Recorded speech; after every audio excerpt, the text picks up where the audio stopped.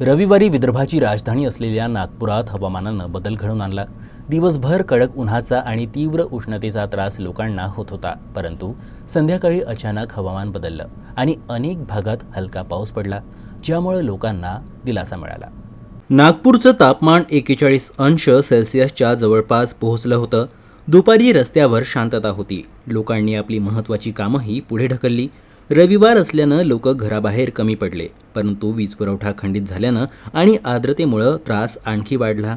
तसेच दुपारी 4 वाजल्यानंतर अचानक हवामान बदललं आणि आकाश ढगाळ झालं।